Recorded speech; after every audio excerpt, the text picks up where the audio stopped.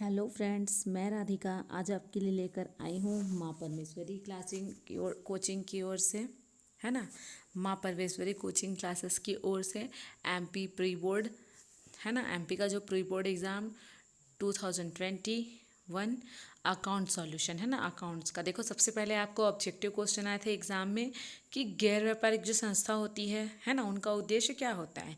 तो जो लाभ न कमाने वाली संस्था, गैर व्यापारिक संस्था, ये एक ही होती, गैर लाभकारी संस्था, ठीक है, ये एक ही होती है। इनका उद्देश्य क्या होता है, समाज सेवा करना। फिर होता है आपका सामान्य लाभ पर वास्तविक लाभ के आधिक्य को हम क्या बोलते हैं, अधिलाभ बोलते हैं। इसका क्वेश्चन था अधिलाभ किसे कहते हैं। फिर है, देखो क्वेश्चन नंबर जो थर्ड दिया हुआ है ना, उसका आंसर ठहराव द्वारा समापन नहीं होगा। फर्स्ट में जो दिया था ऐच्छिक समापन दिया है या अनिवार्य समापन, तो देखो उसका आंसर ऐच्छिक समापन भी हो सकता है, अनिवार्य समापन भी हो सकता है, दोनों हो सकता है, लेकिन ठहराव द्वारा समापन नहीं होगा। फिर है उधारी, है ना, ये क्या होता है 12 माह के भीतर। फिर है जो रजिस्टर्ड पर नहीं लिखे जाते हैं, ऋण पत्र नहीं होते हैं, है ना, रजिस्टर्ड पर नहीं होते हैं, वो क्या कहलाते हैं, वाहक ऋण पत्र। फिर है रिक्त स्थान की पूर्ति। अब सबसे पहला रिक्त स्थान क्या दिया गया था आपको, उसका आंसर आएगा आपका आयगत। फिर सेकंड जो आपको दिया गया था उसका आएगा पुनर्गठन। फिर नाम मात्र का खाता। और देखो ये प्रविवरण वाला क्वेश्चन वो है जो निजी कंपनी क्या जारी नहीं करना पड़ता, उनको प्रविवरण। फिर है बराबर। फिर हम देखेंगे सही जोड़ी, सबसे पहला का दायित्व पक्ष में, और सेकंड का आएगा परिवर्तनशील पूंजी पद्धति, थर्ड का आएगा शेष साझेदार व्यवसाय, और क्या होते हैं, पंजीकृत होते हैं, चौथा। पांचवा होता है वसूली खाता डेबिट, ठीक है, ये वसूली खाता। फिर है चौथा सत्य असत्य जो दिया है आपको, सत्य पहला आपका हो जाएगा असत्य, दूसरा हो जाएगा सत्य, फिर तीसरा हो जाएगा असत्य, चौथा सत्य। ये देखो इस स्टेटमेंट को आप जाके पढ़ लोगे, मैंने डायरेक्ट आंसर यहाँ पे डाल दिया है, ठीक है। फिर है एक शब्द में उत्तर, भारतीय साझेदारी नियम कौन सा है, 1932, प्राप्ति अनुपात। फिर है थर्ड का ब्याज। फोर्थ का है तरलता अनुपात, इसको बोलते हैं लिक्विडिटी रेशियो। फिर है आपका संचालन क्रिया, ऑपरेटिंग, है ना, ऑपरेटिंग एक्टिविटीज़। फिर है आपका गैर लाभकारी संगठन से क्या है, जैसा कि मैंने बताया गैर लाभकारी संगठन जो कि क्या है, एक कानूनी संगठन है, लेकिन उसका उद्देश्य क्या होता है, जनता की भलाई कमाना, ना कि लाभ कमाना। पहले क्या करते हैं, जनता की भलाई को बढ़ावा देते हैं, ठीक। फिर त्याग अनुपात, त्याग अनुपात किसे कहते हैं। अब देखो जैसे मान के चलो ABC 3 पार्टनर है, ठीक है, वो क्या कर रहे हैं, चौथे को एडमिट कर रहे हैं, एडमिशन दे रहे हैं अपने फर्म में, तो वो क्या करेंगे, अपने प्रॉफिट का कुछ हिस्सा वो उनको देंगे तीनों, तो वो क्या कहलाता है, त्याग अनुपात। तो क्या कर रहे हो आप तीनों, जो जिसका आप क्या करोगे उनको दोगे, उनका आप क्या करोगे उस रेशियो का त्याग, वो क्या कहलाता है, त्याग अनुपात। फिर है गैर चालू संपत्तियों में किन संपत्तियों को शामिल किया जाता है, तो इसमें आएगा भूमि, भवन आदि संपत्तियाँ आएंगी, संयंत्र, निर्माण कंपनियाँ, मशीनरी, उपकरण, ठीक। फिर त्वरित अनुपात क्या होता है, त्वरित अनुपात क्या होता है, एक अल्पकालिक जो शॉर्ट टर्म के लिए तरलता स्थिति का क्या होता है, संकेतक होता है।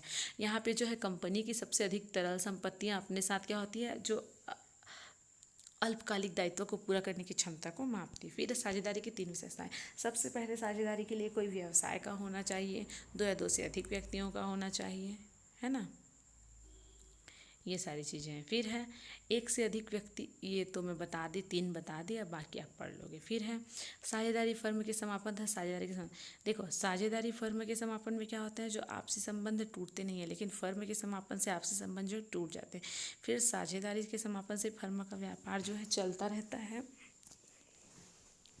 इस समापन से क्या होता है, साझेदारी समापन से फर्म का व्यवसाय जो है बंद हो जाता है। फिर है साझेदारी के समापन पर जो फर्म का समापन है वो अनिवार्य नहीं होता है। फिर है फर्म के समापन पर साझेदारी भी क्या होती है, अनिवार्य रूप से समाप्त हो जाती है। फिर है संपत्ति एवं दायित्व, साझेदारी के समापन में अक्सर संपत्तियों और दायित्वों का पुनर्मूल्यांकन किया जाता है, और साझेदारी फर्म के समापन में क्या किया जाता है, समस्त दायित्वों का भुगतान कर दिया जाता है।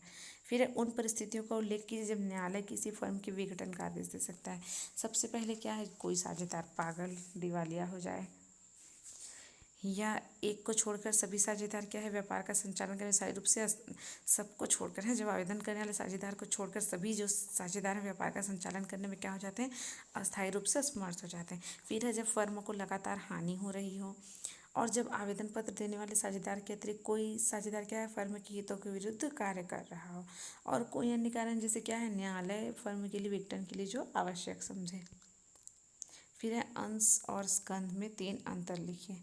सबसे पहला अंश है ना, अंश का क्या होता है, अंकित मूल्य होता है। स्कंध का कोई अंकित मूल्य नहीं होता है।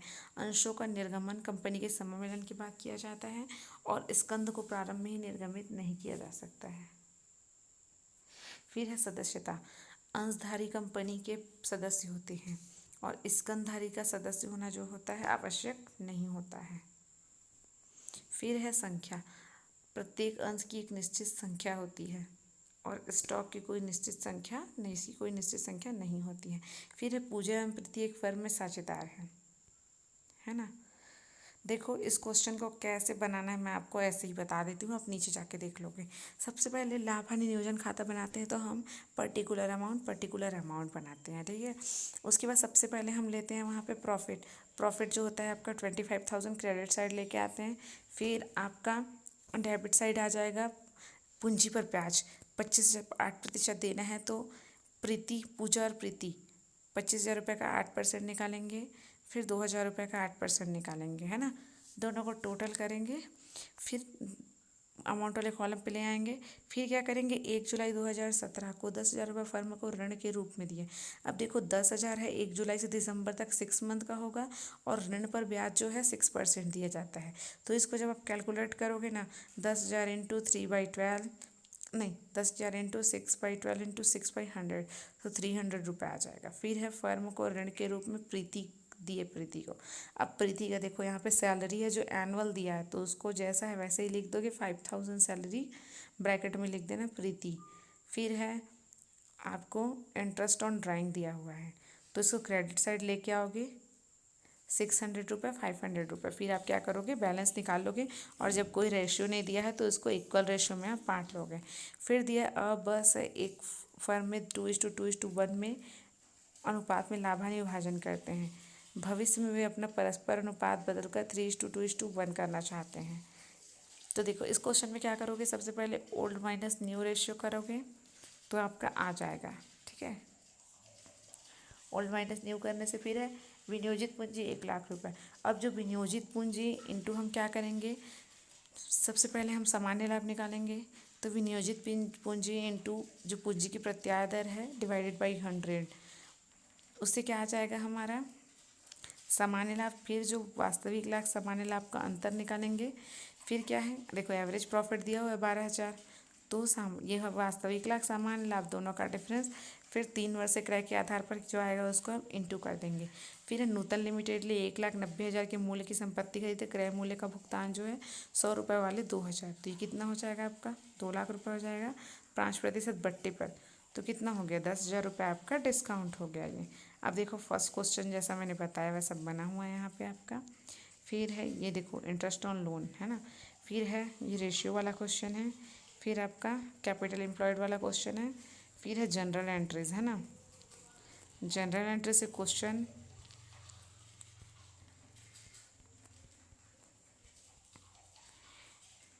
ठीक।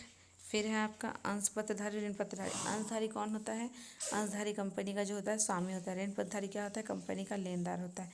प्रतिफल, अंशधारी जो है कंपनी के लाभों में से प्रतिफल के स्वरूप क्या करता है, लाभांश प्राप्त करता है। कंपनी को लाभ होने पर ही लाभांश आता है। और ऋण पत्रधारी पर जो प्रतिफल की राशि होती है वो ब्याज स्वरूप प्राप्त करता है। ऋण पत्रों पर ब्याज का जो भुगतान है प्रत्येक दशा में जो है किया जाता है, चाहे कंपनी को लाभ हो अथवा हानि। फिर है कंपनी के समापन पर, अंशधारियों की बढ़ती पूंजी सबसे अंत में पहले ऋण पत्रधारियों को किया जाता है। फिर है समापन पर धन की वापसी, इनकी राशि का भुगतान जो है अंशधारियों को भुगतान होने से पहले किया जाता है ना। इनकी राशि का भुगतान जो है अंशधारियों के भुगतान करने से पहले किया जाता है और अंशधारियों को कंपनी के समापन पर जो है अंत में भुगतान किया जाता है। फिर है आपका समतांश के कोई 4 लाभ बताइए। सबसे पहला, समतांशधारियों को क्या है, वोट देने का अधिकार होता है। ये बोर्ड ऑफ डायरेक्टर का चुनाव भी कर सकते हैं। फिर समतांशधारी जो है कंपनी की नीतियों का निर्धारण करते हैं। सामान्य परिस्थितियों में समतांशधारियों की जो पूंजी है